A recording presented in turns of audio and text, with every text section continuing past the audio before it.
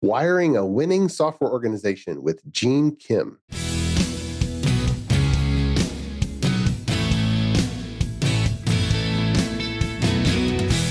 The Azure DevOps Podcast is a show for developers and DevOps professionals shipping software using Microsoft technologies. Each show brings you hard-hitting interviews with industry experts, innovating better methods, and sharing success stories. Listen on to learn how to increase quality, ship quickly, and operate well.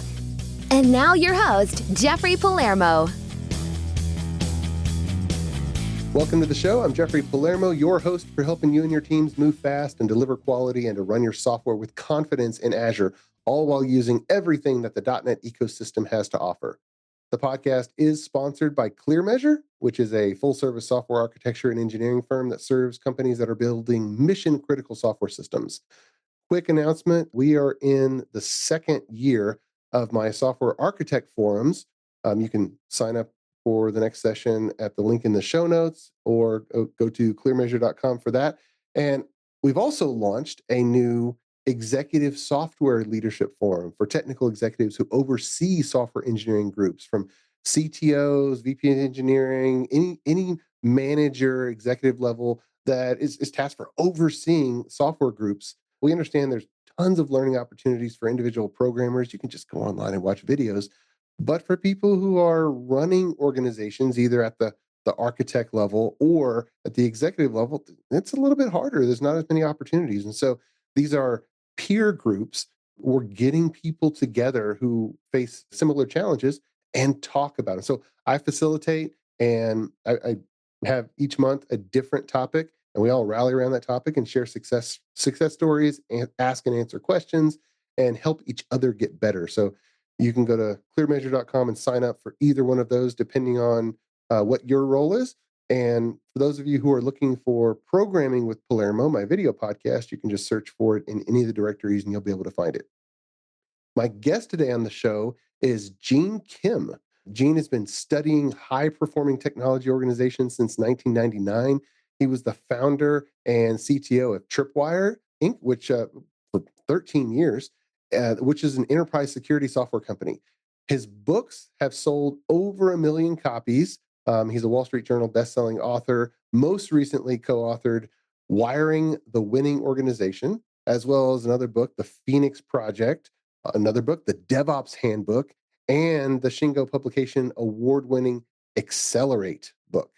And since 2014, he's been the organizer and program chair of DevOps Enterprise Summit, studying the technology transformations of large, complex organizations, now called the Enterprise Technology Leadership Summit. And you can find his website at itrevolution.com. Gene, welcome to the podcast. How are you, sir? Oh, Jeffrey, I'm doing great. And thank you for having me on. And congratulations on all the amazing podcasts that you recorded. And I'm delighted to join the pantheon of people that you've had on your show. Oh, my pleasure. I'm excited to have you on because in myself, in my circle, all of my engineers at work, we've all read your books and we've all benefited from that. And so I want every listener of this podcast just to understand, if you haven't, I'm talking to the listener now, if you haven't at least read the Phoenix Project, the DevOps Handbook, get started. They're so good. They're quick reads. And now I'm giving you the commercial, but that's what I think. They're so easy to read.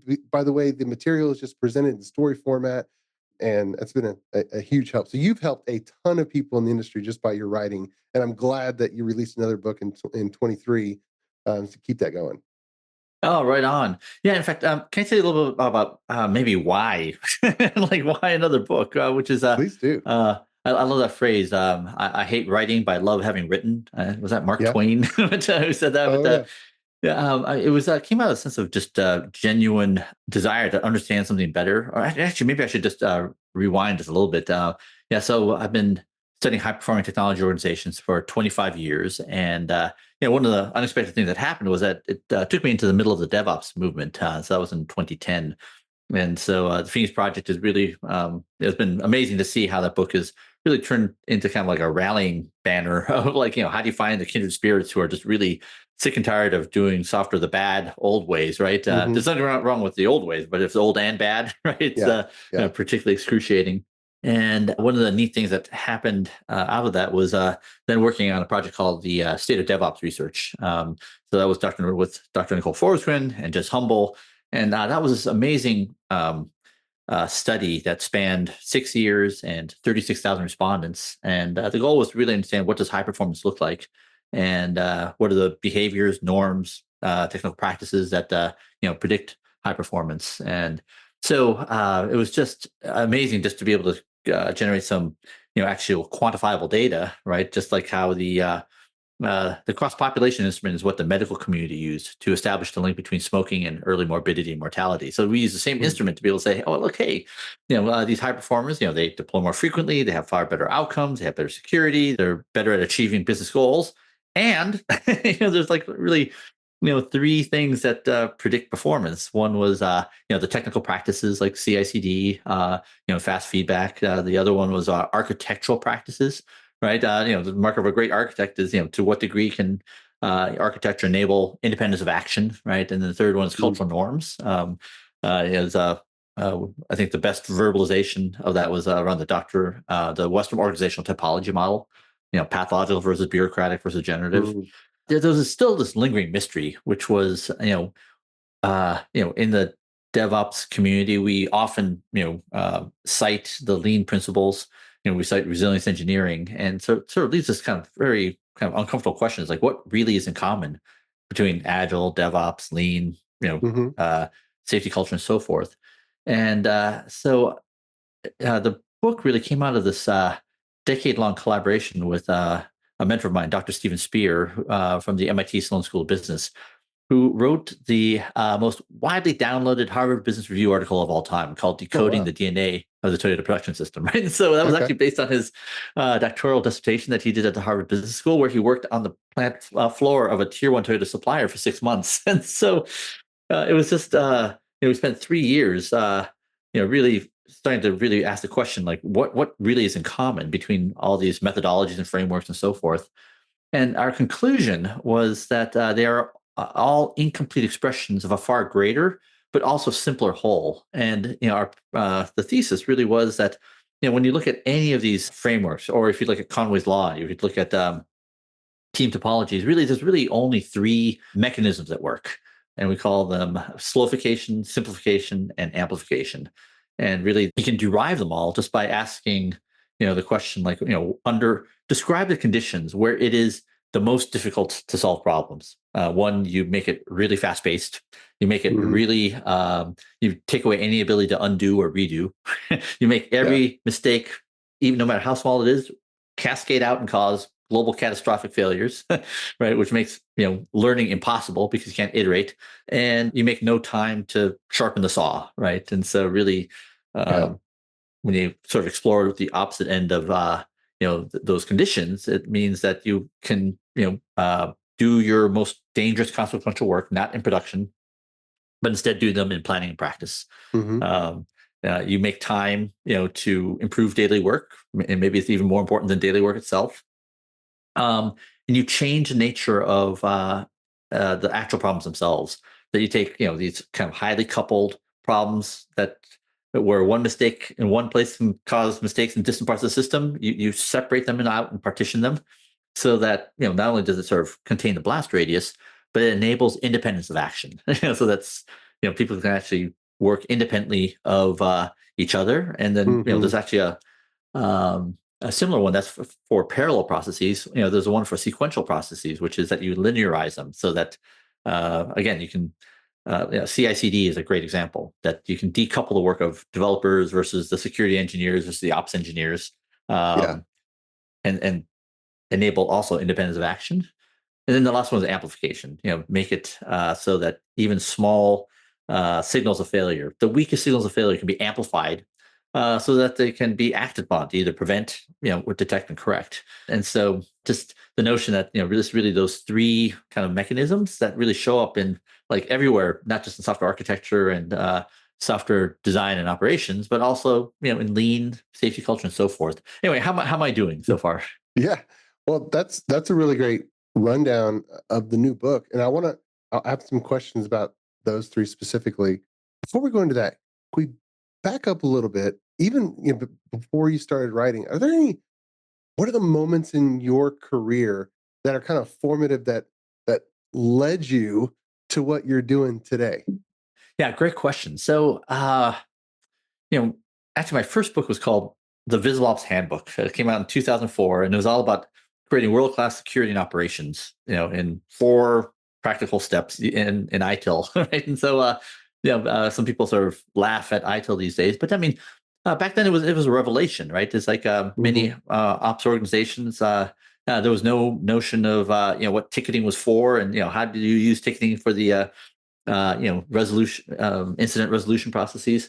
Mm-hmm. But I think kind of the big insight was that those organizations that had the best security were the ones that had the best working relationship with operations, and vice versa, right? That there were common practices and processes that they need to integrate into, and so that was actually a huge insight in terms of kind of this, for me, starting the journey of studying high performing organizations. And Mm-hmm. then by the time you can't get very far in that discussion before you realize that there's some other missing stakeholder called development, right? Who also has to be a part of that collaboration.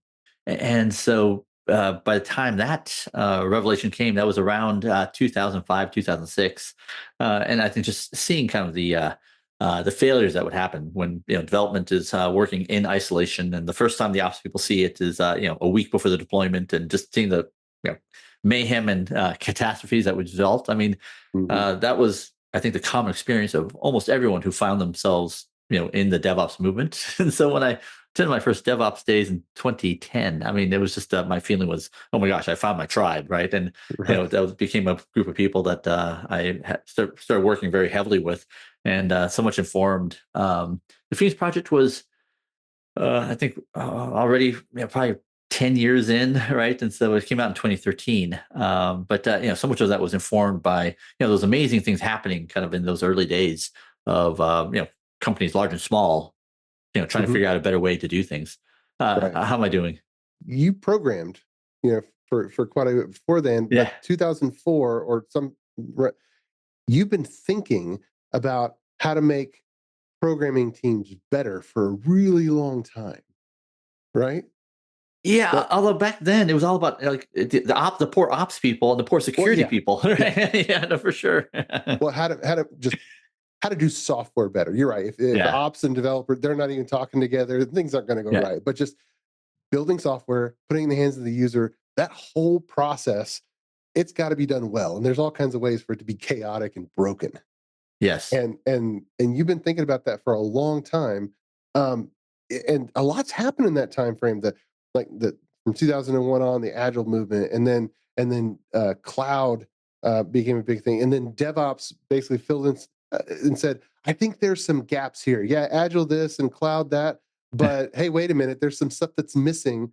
And so in the 3 points, which I think are brilliant: solidification, simplification, amplification. Is any of your thought process a replacement of some of the things, or is it a categorization of some of the practices that the industry's kind of figured out over these movements?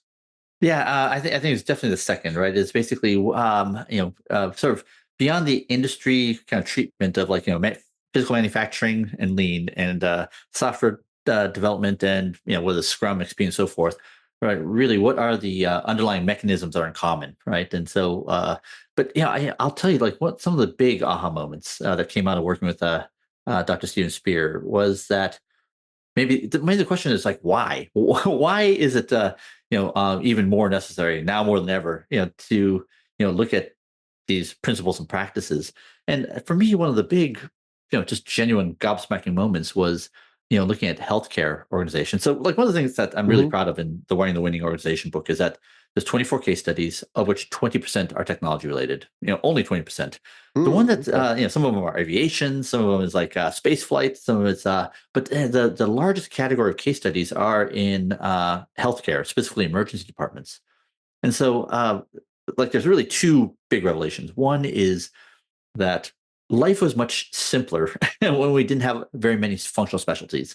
And so in the book, we introduce this construct saying that's really 3 layers of work. Layer 1 is like the work and object in front of us. It could be the code that we're working on, or the binary that's running in production, or the patient.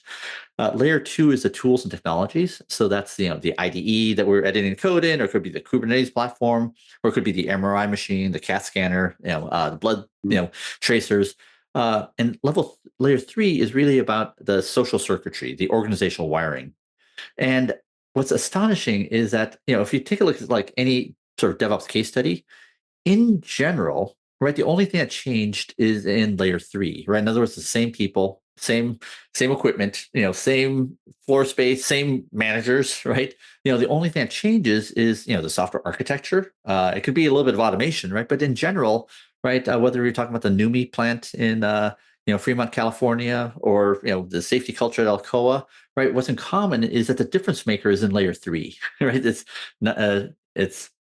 So it says, and in our world, right, layer 3 is the software architecture. It's how we structure teams, and the team of teams is who's allowed to talk to who about what and when, right? So the aha moment.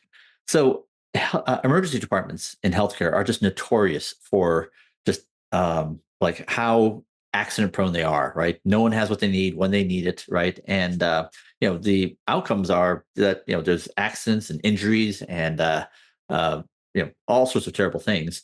But it wasn't always that way. That in the 1950s, there was actually a far safer system. And the conjecture is that it's only because there was it was a far simpler system. You had basically at layer 1, you had doctors and nurses. You had very little technology. You had X-ray machines, which aren't very high tempo. So you could get away with a very simple layer 3 wiring. So you fast forward 70 years and you take a look at the explosion of functional specialties. You have like 20 different functional specialties just among clinicians. You have nurses, supply chain, pharmacy, right? Then you have technology at layer 2, right? It's not just X-ray machines, it's MRIs and CAT scanners, and you have like EMR systems and so forth. So just consider like how much more complicated and sophisticated the layer 3 wiring has to be, right? And so kind of the big takeaway for me was that, as you increase the number of functional specialties, you have to have an ever more sophisticated layer 3 organizational wiring. And done poorly, you end up with, no one has independence of action. You have, small errors creating catastrophic, consequences. For me, it just shows like in our world, like just look at how many more functional specialties we have. It's not just .NET and Java. Now it's containers, it's Kubernetes, it's Gen AI, prompt engineering, ML ops. It's just like consider like as an architect and as a leader, right? How much more careful we need to be, right, about finding kind of like who should talk to who when, right? And even the way we talk about like Conway's Law and team topologies, I think it just shows that really, our attention should be focused on layer 3. How am I doing here, Jeffrey? That's a fascinating way to look at it. Do you find, is there any rule of thumb emerging where one should attempt to have fewer functional specialties or not? Or is that just a recognition of the environment? Yeah. Oh, what a great question. In fact, I guess conjecture number 1 is we should have fewer functional specialties. But I now self-identify as a developer, whereas like for decades, my real love was infrastructure and operations. But now as a developer who just wants to ship my feature that solves my problem, there's all these things I don't want to deal with. Like, for example, anything outside of my application, like connecting to databases and secrets management and CI/CD pipelines and YAML files and cloud costs and PubSub Kafka queues, right? like literally, I don't care. I mean, I know they're important, but it is, the feelings that those things evoke in me is like frustration, maybe some anger, right? It's like, why do these are things that are probably important. I know are important, especially security, but they're like not what I woke up in the morning wanting to do, right? Yeah. You want it to be taken care of, but you want somebody else to take care of it. So then the decision is, okay, can I get something that's commoditized so it's taken care of, versus hire yet another person in my team who is that functional specialist? Oh, totally. In fact, I mean, just a recent story. I was trying to do some image to text stuff on on an LLM, and I didn't want to do it on my laptop. And so I went into Google Cloud and was then trying to figure out was then prompted with 24 different GPUs, and Sure. I don't know. I'm not sure how much I care. Right? I do care about cost. 2 hours later, I'm like, screw it. I couldn't get the drivers working. I couldn't get the load monitors working. And at this point, how awesome would it be to just have a friend, or better yet, a person whose job it is to sort of create these VMs that just have it working already, right? And I think this is where these days, this is where large organizations, I think, have an advantage over small organizations, because when you're sufficiently small or a solo developer, right, you have to do it all, right? Mm-hmm. And so I think one of the affordances that larger software organizations get to have is they can bring to bear these functional specialties. A friend of mine was just talking about how this person probably for the last 15 years have written too many grant star.star to user star.star, right? They're just someday promising to fix it, right? But how great would it be just to have a database functional specialist that could just help, do it right? Does that resonate with any of your experiences? It does. What it makes me think of is the architectural choices and this concept of latency versus low latency in people. And the early agile movement said, anybody that needs to do work, put them in the same team, co-located, even grab a customer and have everybody there. But with a growing number of functional specialties, whether they're at a vendor, whether it's, Azure takes care of it, but then we need some Azure specialist for the hard stuff. We're not going to, and especially in the last 5 years with tons of remote people and whatnot, fewer and fewer organizations have everybody in the room, every specialist all the time. And so then it seems to me, correct me if I'm wrong, is the architectural choices can either put a communication boundary outside the nucleus of the team on something that has to be done all the time. So you have high chatter, or orchestrate the boundaries so that when we have to go outside the team to that functional specialist, it's a less chatty communication pipeway, so that we're not waiting or we're not blocked so many times because we had to have some communication outside the team nucleus. Is that the Absolutely. In fact, I think let's take it even one step further. Yeah, and the best low chatter one is no chatter. Here's your API, right? And if you use the API correctly, right, there's no ticket, there's no request, right? It's you get to use it, on demand. And just imagine, for the developer, for the consumer, it is, enables focus, flow, and even joy, right? As opposed to pestering someone for 8 weeks to try to get, something that you need to get, your stuff done, right? Which is kind of a frustrating place to be. And that's really the premise of the Unicorn Project. But I'll give you an example that sort of came to mind. I was laughing as you were asking the question. I think one of the, I think it was the Thanksgiving holiday a couple years ago. Okay. One of the, it was a illuminating. I decided to spend the Thanksgiving weekend or week learning about Java logging.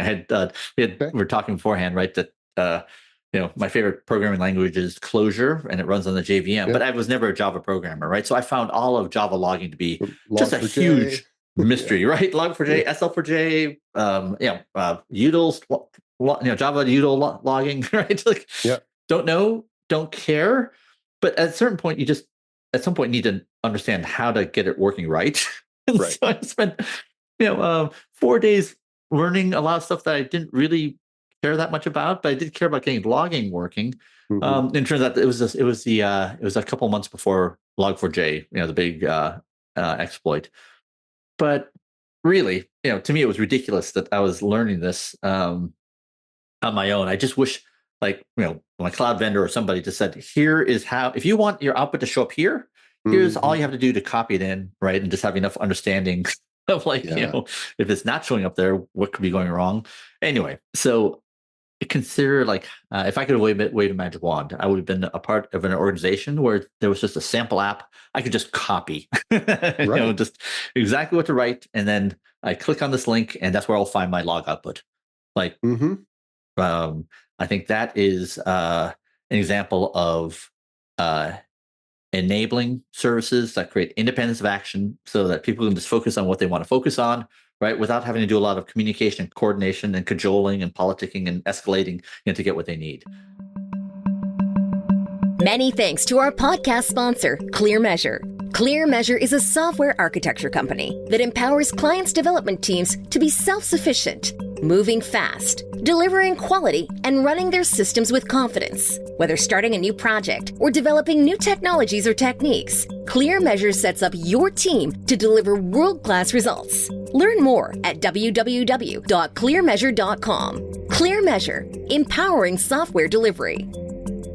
ClearMeasure is also happy to be a sponsor of the video podcast, Programming with Palermo. Watch, learn, and program alongside Chief Architect Jeffrey Palermo. Videos are added weekly and available on syndicated locations supporting video podcast or by visiting palermo.network. Tune in today. It's interesting as you say that. You're right. Simplification. The big tool vendors, and Microsoft being one of them, and open source authors, it's almost like there's a force to make it the next level more flexible or add the next new capability with a configuration switch. And, there's always somebody off to the side saying, well, wait a minute, it doesn't support this. You need to add this other. And so you end up with a hugely configurable tool that could do a bunch of stuff, only if you know all the switches. Right. And for the 80% use case, the prominence of the 80% use case is demoted to the same level as all these tiny little specific features, instead of 80% use case. And then, by the way, if you want to do the other stuff, okay, you can opt out of the easy button, and now you can have access to all the switches. Right.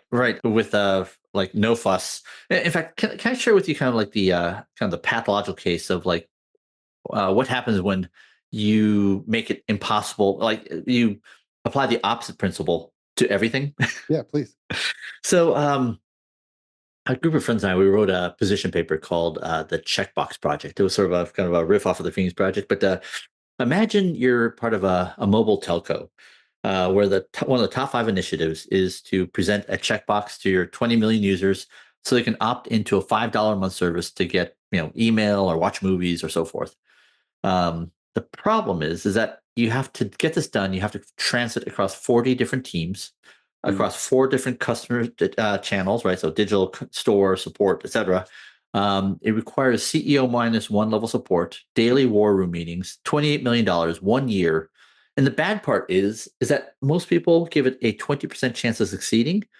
Because why? Because the last 3 times they tried it, didn't work, failed, right? And so here's an example where, the checkbox, right, to dramatically oversimplify, is not a very technically challenging problem at layers 1 or layer 2.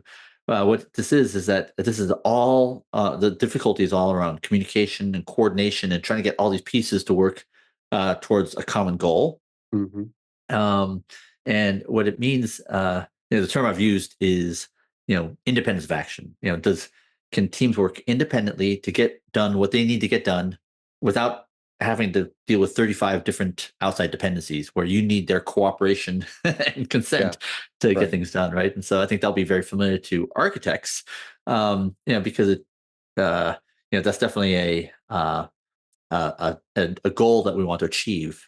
But I think the countermeasures to that are things like exactly what we're talking about, where it's about enabling self-service, it's about enabling platforms, so that these functional specialists can enable their teams to get done what they need to get done, that they don't need to worry about what it is, right? And that allows them to focus on radically different areas of concern, right? But achieve the most important goals of the organization. How am I doing? Yeah, that's good. I want to get your opinion on the kind of trend that I think started maybe in the 80s or 90s with the microcomputer, and then having a computer on every desk. And as they got more complicated, all the techie people formed a new department. We call it the IT department, right? But the IT department hasn't been around in business for, for 100 years. It's relatively, a new phenomenon. And then we have all these problems with separation because all the IT people are somehow in a different department, but we're trying to serve the department that they used to be in decades ago.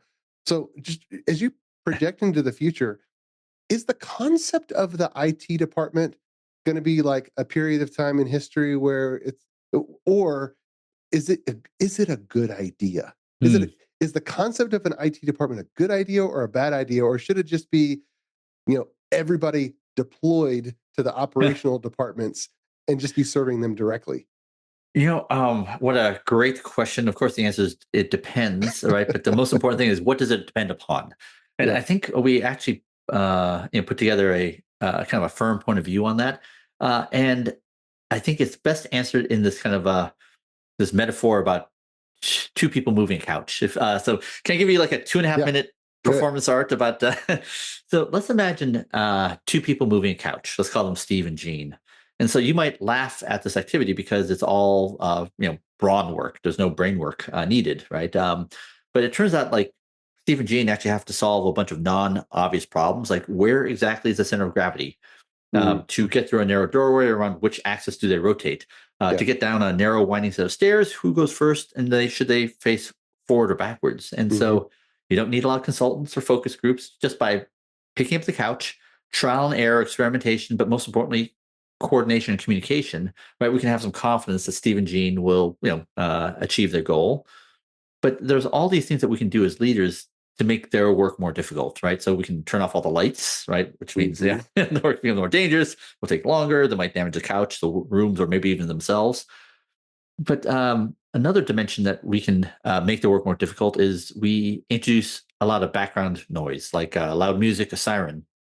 Or we can even introduce an intermediary that prevents Steve and Gene from talking directly to each other, like making them go through, Jira tickets and work orders and maybe account managers and lawyers, right? And so under those conditions, right, we can quickly imagine a scenario where like Steve and Gene will not achieve the goal, right? Because their need to what needs to be communicated so far outstrips the bandwidth that's been afforded to them. And I think that's actually what caused the DevOps moment, right? Where like there's no amount of fields in the ticketing system that can accommodate just how much information needs to be communicated and shared between the Dev and Ops group, right? And so, and I think that's really wasn't common between the healthcare emergency departments, DevOps, security and ops. For me, 20 years ago, and so it just really, I think any architect will immediately say that this is really a metaphor for two critical concepts. One is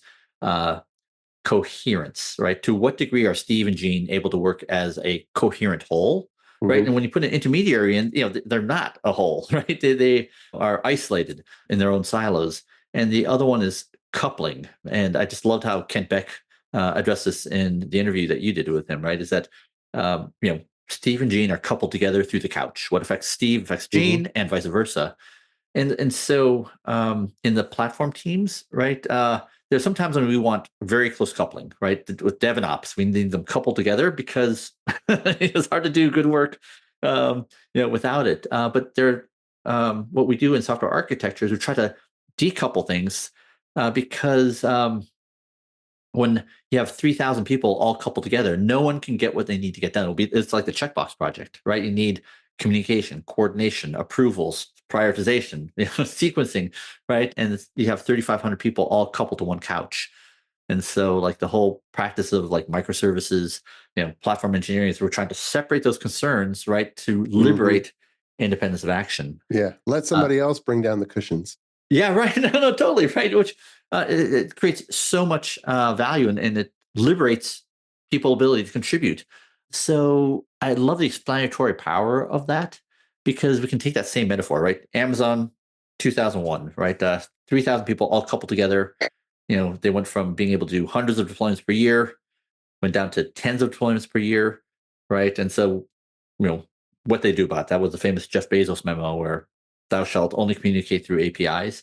And it was essentially chopping up that couch into small pieces so that they could work independently of each other. And so 10 years later, they're doing 136,000 deployments a day, right? Okay, love it. That's one way to that the couch can explain that. But I love the Amazon Prime Video example that came out 2 years ago that said they went from microservices back to a monolith and reduced the cost by 95%.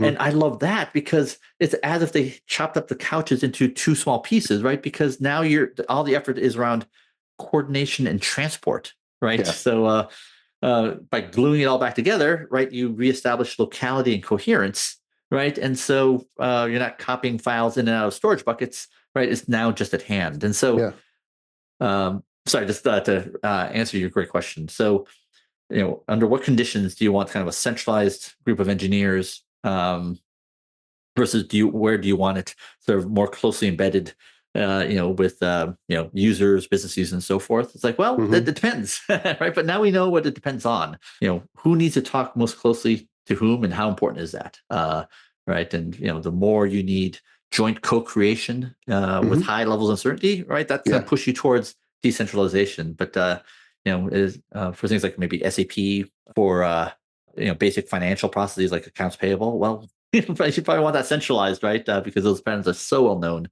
How does that resonate with your own beliefs? Well, it's less about beliefs and more of just searching for the right sweet spot, as opposed to just be a pendulum swing of reactions. And I just observe marketing organizations getting fed up with internal IT, and then they go and hire an outside agency. Why? Because the outside agency has programmers, and they don't want to. And so some departments is just like, okay, I'm going to figure out how to get my own programmers. I don't think it's a rule of thumb for everybody, but it's a good way to just think and ask that question. Hey, can I give you like one other example that I just found so startling? And so like we're all playing around with generative AI, and it's amazing. I haven't had this much fun in like decades. A friend of mine, Dr. Mick Kirsten, he wrote the book Project to Product, and we were having a conversation. He said something, and I stopped my tracks because it was so startling to me. And so basically, what he said was, they have something called like Plan View Copilot, right? The idea that and the notion was that he went from kind of a decentralized kind of group of Gen AI prompt engineering group to centralizing. And so why? It's because that he was alarmed that they're experimenting with moving some workloads from like using GPT-4 to Claude. But the problem was that the prompt engineering practices were so varied that they had inadvertently coupled themselves, to a specific frontier model, right? And so, which is a terrible place to be. Like when things are changing this quickly, you want to bring that switching cost down to zero, right? Right. So my question was, like the API shapes are the same. What do you mean? You can't switch from one to the other. And he said that the prompt engineering practices were so varied that basically it would be a heavy lift across basically every major product group. And so the goal was to actually re-centralize those functions so that, and have all the prompts live in one repo, right? So that you could have a group that was responsible for, potentially painlessly migrating from one frontier LLM to another. And so it's just interesting because all the symptoms sound very familiar. And yet, the way they manifest are very different, but it's all about coupling, right? And so even in the age of LLMs, right, where it's not about API compatibility, but it's about something else where you want sort of like the ability to have optionality to switch from one to the other.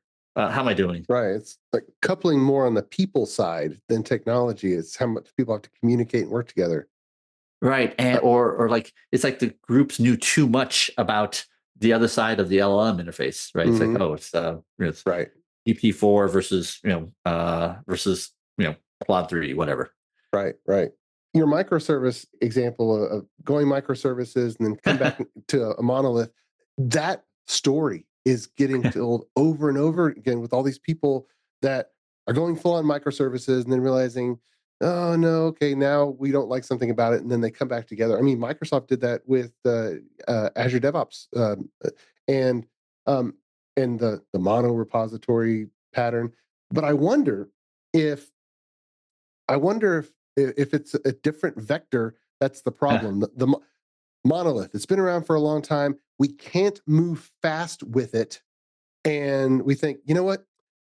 Separate Git repositories is the answer. Microservices. So let's split up where the code is stored, which forces us to have independent builds, independent tests, independent deployments, independent configuration, independent operations. It forces us to actually fix the problems that we wouldn't fix as a monolith. But then, of course, we don't like how expensive it is to run and some of these other problems. So we're like, you know what? Let's see if we can put it back together. But when it's put back together, because we've learned it, we're able to preserve the better build patterns, the better pull requests and branching and testing, and better, the logical boundaries that we've put in there. And now we have a monolith again, but it's actually a better architected monolith, and we're actually able to move fast and quickly because we actually learned how to do a good monolith.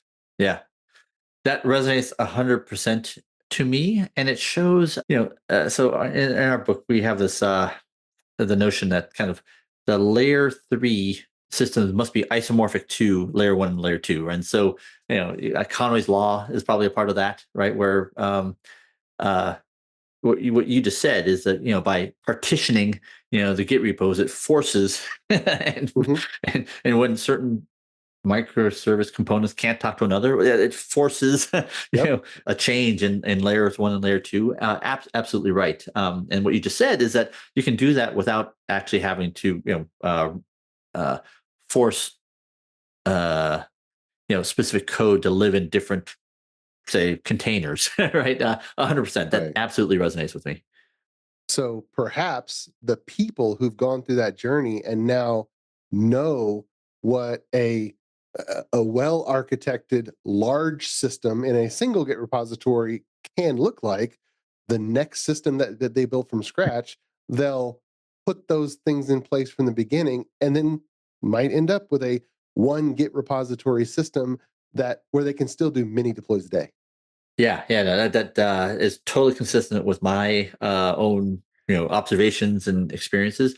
And by the way, I think maybe this actually we didn't put in the book, but Dr. Ron Westrom, he introduced me to this term of the socio-technical maestro. And he said these great leaders, they have these 5 characteristics. They're great. They have high energy, high standards, great in the large, great in the small, and they love walking the floor.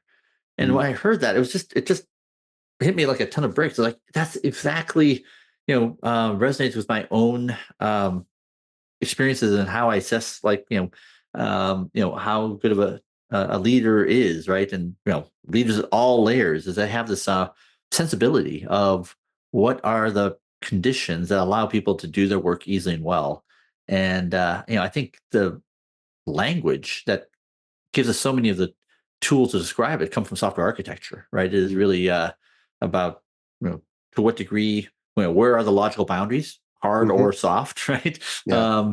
And for the purpose of isolation, but also independence of action, right? To enable people to do their work without a lot of communication and coordination.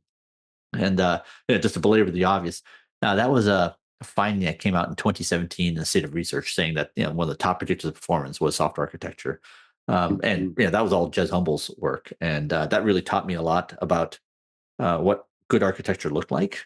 But I got to tell you, working with Steve Spear, really trying to understand, I feel like I now finally understand what coupling and coherence really are all about. And it's not just about software architecture; it's about any system where you have multiple groups that need to work together. Right. Well, this interview could go on for several more hours. I just want to encourage the listeners to read your latest book, Wiring a Winning Organization, and of course all the past ones as well. But as we kind of wrap up here, for people who want to dig in further and learn more in this area of organizational leadership, are there any final tips that you would impart them with? Oh my gosh, yeah, I would say that working on this book was the most intellectually challenging thing I've ever worked on in my entire career, but also one of the most rewarding. I feel like I'm going to spend the rest of my career really understanding kind of what it means to use these principles and these mechanisms. And I guess I just continue to be blown away by how important the notion of independence of action is. In fact, we're running a conference that you had mentioned, the Enterprise Technology Leadership Summit at the end of August. And I would say a third to a half of the talks are about this, what the power that this creates. There's a talk from Vanguard about all the bad things that happen when you have these batch jobs that run and you can't stop, and they have this blast radius that potentially impacts everybody. Yeah. And what can be created when you can actually pause them or split them up by running them in like lambdas, that it too creates independence of action. It now allows certain categories of problems to be solved not by the engineering manager, but by the product manager, right? There's a talk from Austin Puckett from Clear about doing the same thing so that airport operations, lane managers can make decisions without having to be coupled to the engineering teams, right? And allowing people to make decisions close to the edge. I mean, it's so great. And so if you're interested in that, just go to look at Enterprise Technology Leadership Summit. And I just continue to learn and marvel at, just how important of a sensibility it is for it to have leaders understand, like, what does it take to wire their organizations well, and just to see how many dimensions of value they can create, not just for the technology team, but for the organizations they serve. Amazing. Wow. That's a lot. That's great. That's great. Gene, thank you so much for coming on the Azure DevOps podcast and sharing your vast and long tenured experience wiring a winning software organization. I really appreciate the conversation. Jeffrey, right back at you. Keep up the amazing work, and I very much look forward to meeting you in person one of these days. Likewise. Thank you so much. And until next time, keep shipping. You've been listening to the Azure DevOps Podcast, a show for developers and DevOps professionals shipping software using Microsoft technologies. Go to www.azuredevops.show for show notes and other episodes. On behalf of your host, Jeffrey Palermo, and our sponsors, thanks for listening, and may God bless you.